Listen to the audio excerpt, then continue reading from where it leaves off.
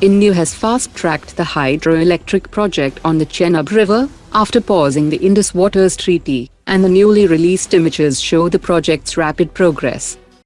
Venezuela's Chinese-supplied JYL-1 long-range air surveillance radar and JY-27 anti-stealth radar systems failed to detect any incoming U.S. aircraft or helicopters during the recent American strikes on Venezuela. Bengaluru's Xinfiniti Aerospace is turning the Cheetah and Chetak helicopters into unmanned versions, giving these veteran helicopters a new autonomous lease on life.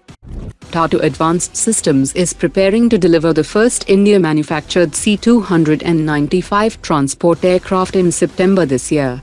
Following this initial rollout, the remaining 39 India-assembled C-295 aircraft will be delivered by August 2031. The Indian Air Force Chief has stressed that the Aeronautical Development Agency must strictly adhere to delivery timelines to keep the Indian Air Force operationally ready in a rapidly evolving security environment. India's fourth and final Arihant-Class nuclear ballistic missile submarine codenamed S-4 Star is expected to be named INS Arisudan. It is currently under sea trials and will be commissioned around 2027, adding enhanced capabilities to India's nuclear deterrent.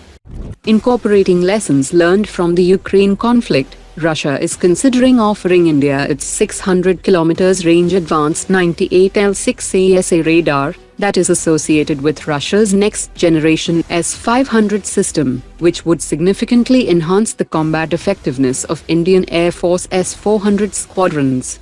It offers longer detection range, higher resolution, stronger resistance to electronic jamming, and improved low probability of intercept features compared to the currently deployed 96L6 radar system.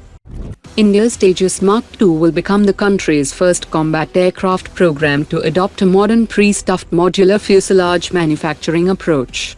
Unlike the Tejas Mk 1A, where most internal systems are installed at the final assembly line, major Tejas Mk2 fuselage sections will arrive with wiring, fuel tanks and avionics already integrated, enabling parallelized production by private industry.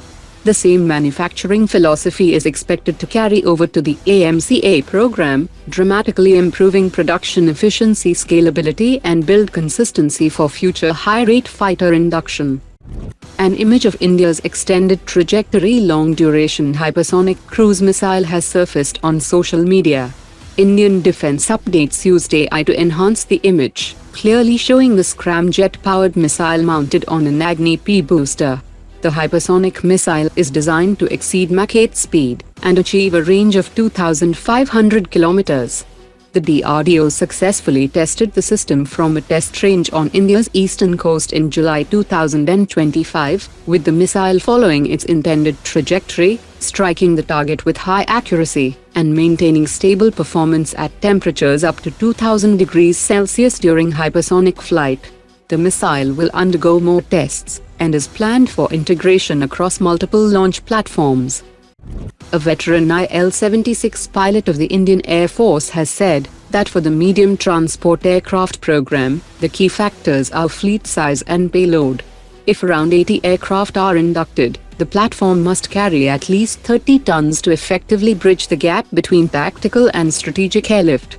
He also stated that the Airbus A400M is a rugged and highly versatile aircraft, but concerns remain over its four complex TP400 turboprop engines and high acquisition cost, while the Japanese jet-powered Kawasaki C2 uses two commercial-derived General Electric CF6 engines that will reduce operating costs and favor long-range strategic lift.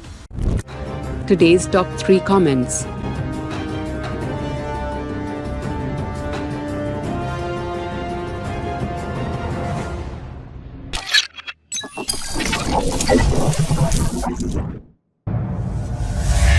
Omar dropped it.